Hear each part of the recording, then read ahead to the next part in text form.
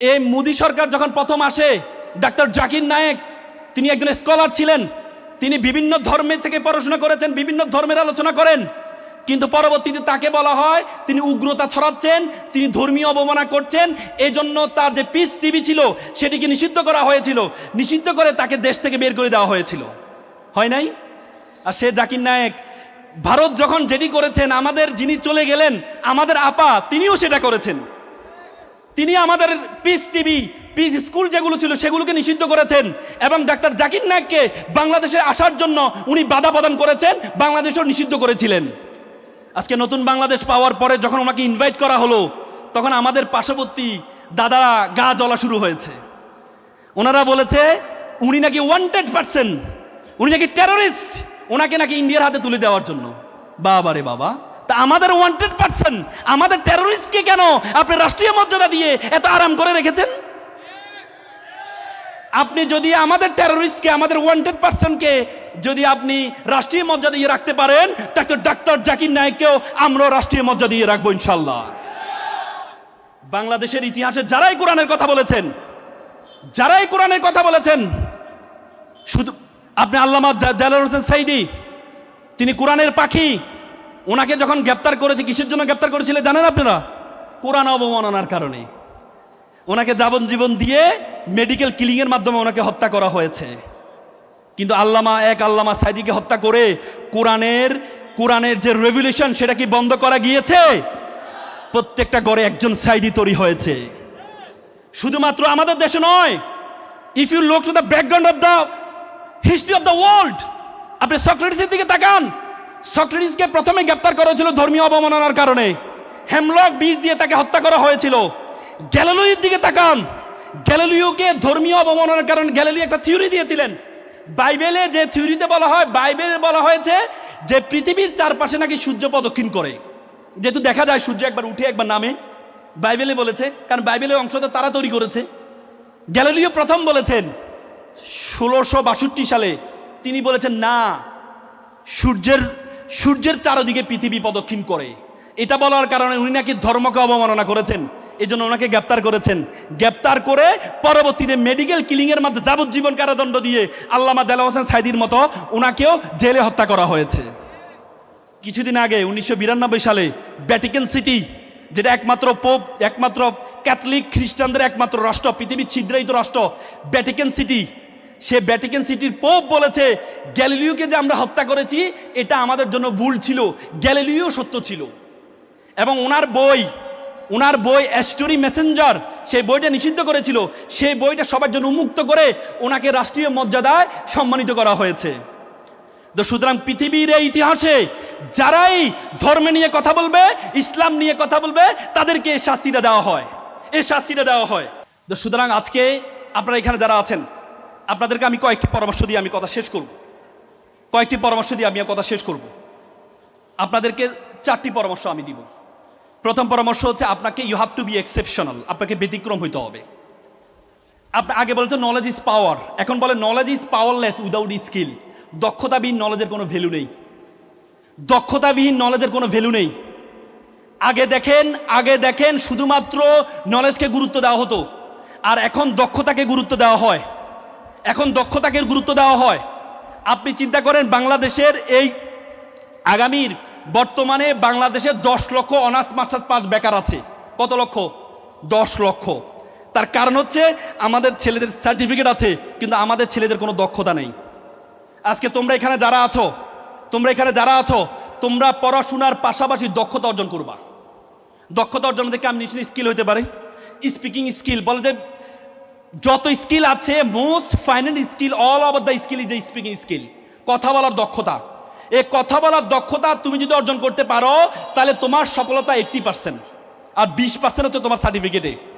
কয়েকদিন আগে তোমরা দেখেছো স্টিভ জবস তার মাইক্রোসফটে যারা জব করে, এই মাইক্রোসফটের জবের 50% তার যে এমপ্লয় আছে সেই এমপ্লয়ের কোনো সার্টিফিকেট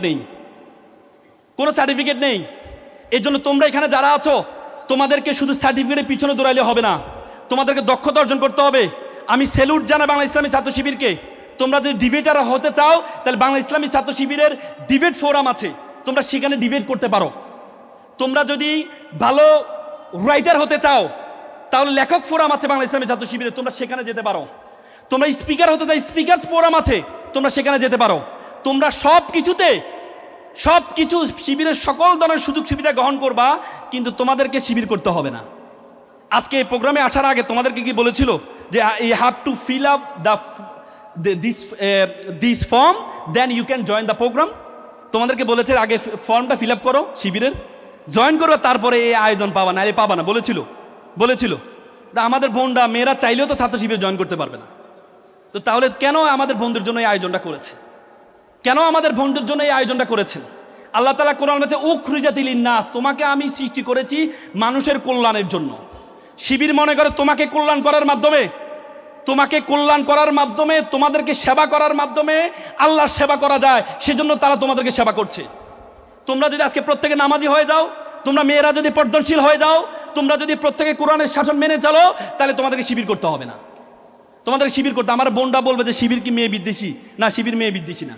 শিবির মনে করে শিবিরের নাম হচ্ছে ছাত্র শিবির, আর তোমরা হচ্ছে ছাত্রী। ছাত্র শব্দটা কমন জেন্ডার না। ছাত্র কি কমন জেন্ডার? যে ছাত্র ছাত্রী মিলে ছাত্র। তুমি যখন ছাত্র শিবিরে জয়েন করবা, তাহলে তোমাকে বলতাম আমি ছাত্র শিবিরের কর্মী। কেন? তুমি কি ছাত্র? তুমি তো ছাত্রী, তুমি তো ফেমিনিন জেন্ডার।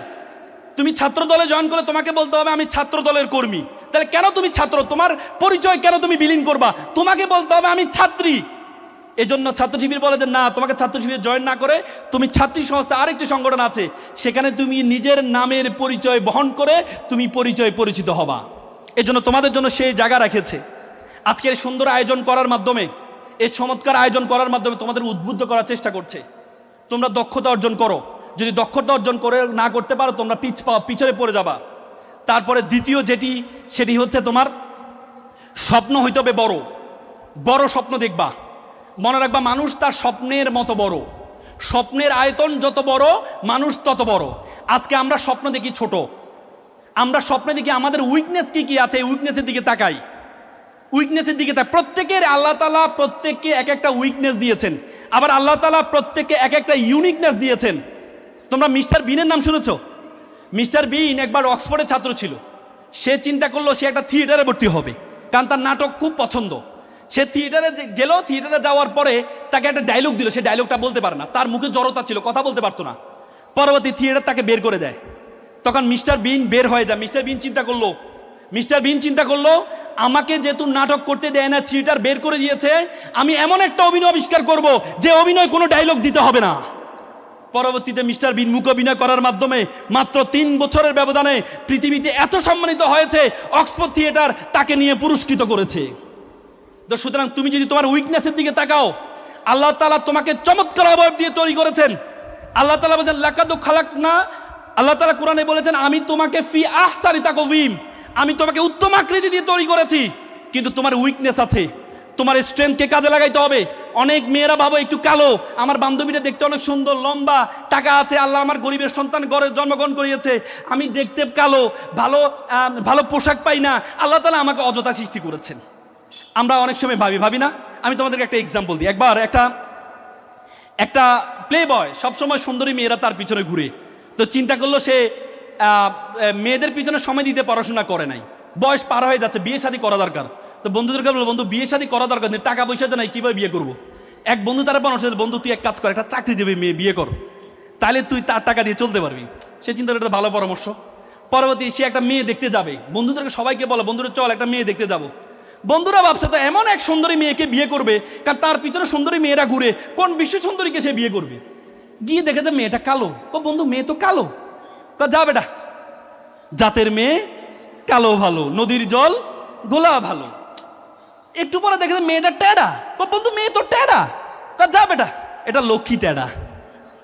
মানে মেয়েটার যতটুকু উইকনেস আছে সবগুলো উইকনেস স্ট্রেংথে পরিণত হয়েছে শুধুমাত্র তার যোগ্যতার কারণে। আজকে তোমাদের সে যোগ্যতা অর্জন করতে হবে। তুমি যদি সে যোগ্যতা অর্জন না করো, তাহলে তুমি মনে করবা আজীবন যে আল্লাহ তাআলা তোমাকে অনর্থক সৃষ্টি করেছেন। আল্লাহ তাআলা বলেছেন ওয়া মা খালাকনাস সামা ওয়াল আরদা ওয়া মা বাইনাহুমা বাতিলান, আমি আসমান এবং জমিনে যা কিছু সৃষ্টি করেছি কোনো কিছু আমিও তোমাকে অনর্থক সৃষ্টি করিনি। আজকে তোমাদের সবচেয়ে গুরুত্বপূর্ণ হচ্ছে তোমাদেরকে পরিশ্রম করতে হবে।